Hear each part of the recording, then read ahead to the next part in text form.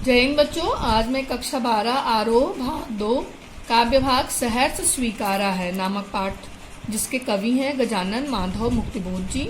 मैं उस पाठ का भावार्थ आप सभी को बताने जा रही हूँ। तो जैसे पहला पद्य है, जिंदगी में जो कुछ है जो भी है, इसलिए कि जो कुछ भी मेरा है वह तुम्हें प्यारा है।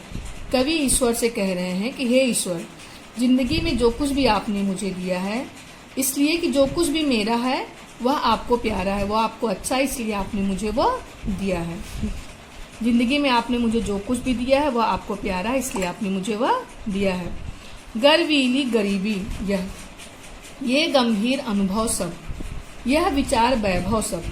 फिर कवि आगे कह रहे हैं कि मेरा जो स्वाभिमान युक्त मेरी जो गरीबी है, यह मेरे जो गंभीर अनुभव हैं, जो मेरा व्यवहारिक ज्ञान है, यह विचार वैभव, ये सब जो जितने भी मेरे पास सब चीज़ें हैं, जो विचार ये क्षमता है, दृढ़ता या और मेरे अंदर जो मजबूती है, मेरी आत्मा में जो मजबूती है, भीतर की सरिता या और मेरे भीतर मन में जो मेरे भावनाओं की नदी, सरिता मतलब नदी, जो मेरे भावनाओं की नदी है, अभिनव सब, अभिनव मतलब नया, सब क्या है, मौलिक है।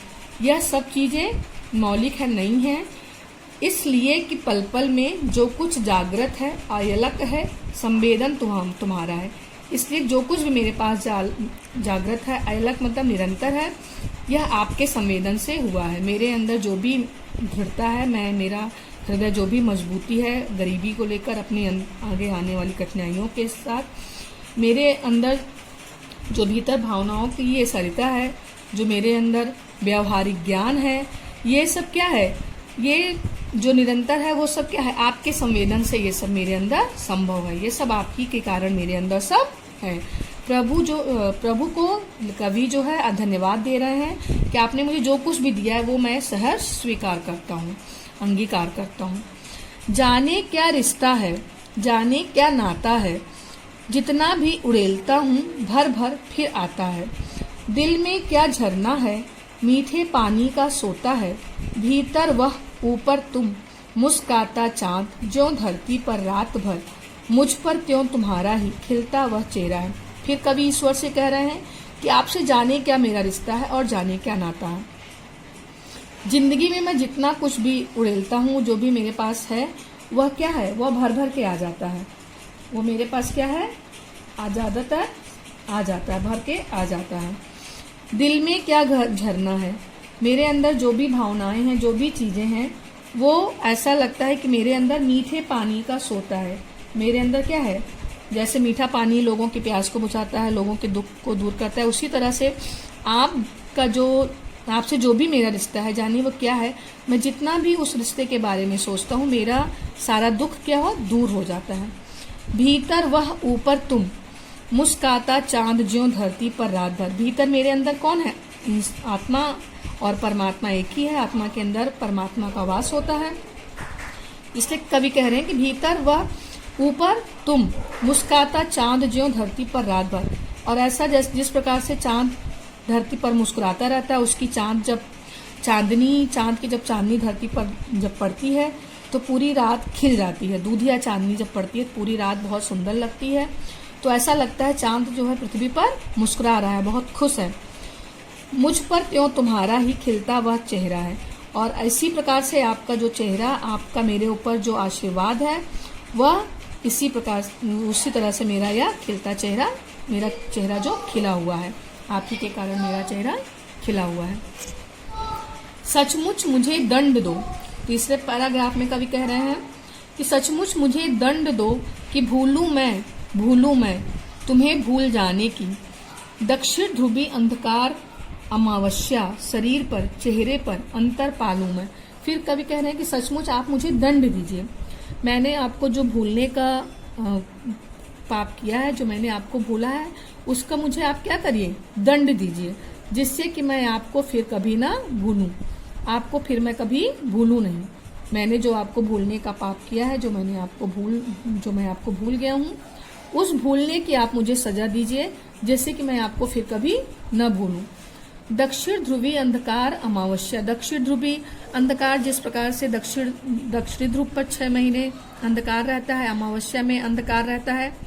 शरीर पर चेहरे पर अंतर पालूं मैं उसी प्रकार से आपका जो दंड मुझे दीजिए कि मैं शरीर और चेहरे पर मैं क्या पालूं, उस दंड का मैं भागीदार बनूं। झेलूं मैं उसी में नहा लूं मैं, और मेरी आत्मा भी उसी दंड को अंगीकार करे और मैं उस दंड को अपने अंदर समेटूं, जिससे मैं यह फिर गलती न करूं।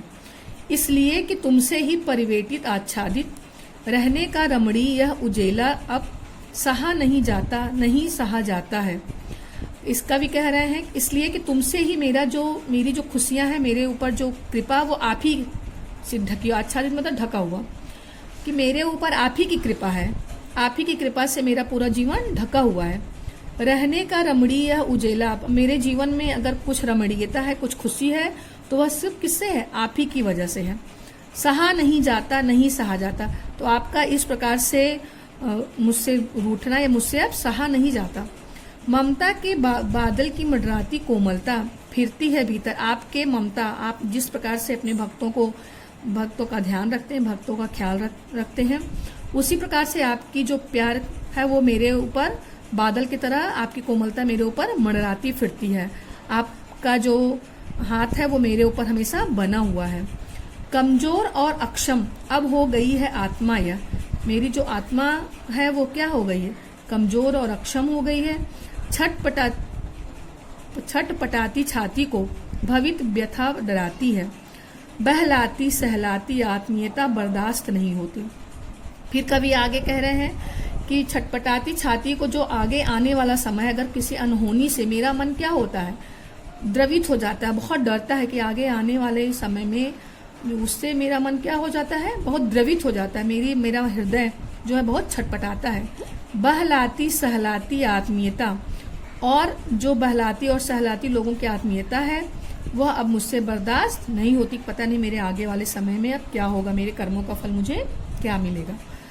चौथे पैराग्राफ में, सचमुच मुझे दंड दो कि हो जाऊं पाताली अंधेरे की गुहाओं में, विवरों में, धुएं के बादलों में, बिल्कुल मैं लापता कि वहां भी तो तुम्हारा ही सहारा है।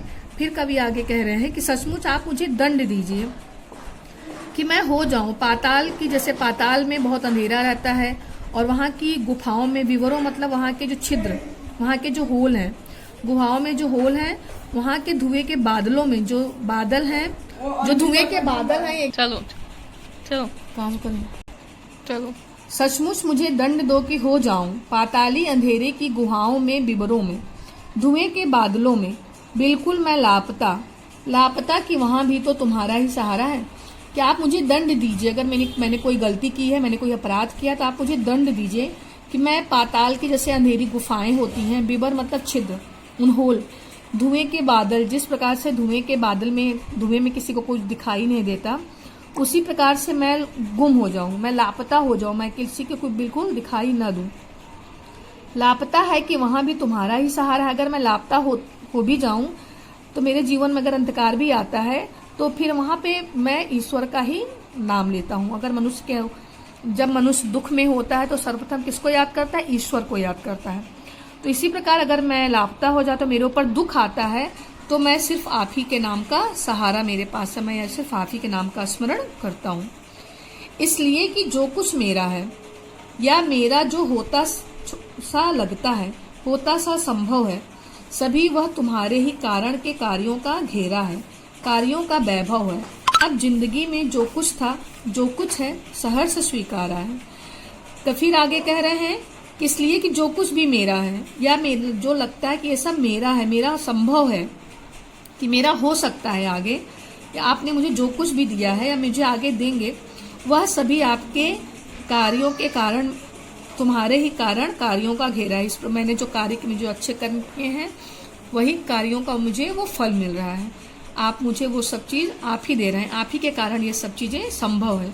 आप अपने भक्त पर अपनी कृपा दृष्टि बनाए रखिए, आप ही के कारण ये सारी चीजें संभव है। अब जिंदगी में जो कुछ था, जो कुछ है, सहर्ष स्वीकारा है। अब जिंदगी में जो कुछ भी है, चाहे वो अच्छा है या बुरा है, वह मैं खुशी खुशी अंगीकार करता हूँ, खुशी खुशी स्वीकार करता हूँ। अगर आप मुझे अच्छा देंगे तो भी आप ही के इच्छा के अनुरूप है, अगर मेरे साथ आप बुरा करेंगे तो भी आपकी इच्छा के अनुरूप है। इसलिए कि जो कुछ मेरा है वह तुम्हें प्यारा है, इसलिए कि मेरे पास जो कुछ है वह आपको प्यारा है, आप उसे पसंद करते हैं, आप वो मेरे लायक समझते हैं, इसलिए आप मुझे वो सारी चीज़ें देते हैं। अगर मेरे साथ अच्छा करेंगे तो भी आप मुझे पसंद कर रहे हैं, तभी आप वो मेरे साथ ऐसा दे रहे हैं। अगर मेरे साथ कुछ बुरा है तो इसका मतलब को मेरे कर्मों का फल मुझे मिल रहा है, वो भी इसलिए आप मुझे दे रहे हैं, तो मैं उसको हंसी हंसी खुशी खुशी उसको स्वीकार करता हूँ। धन्यवाद।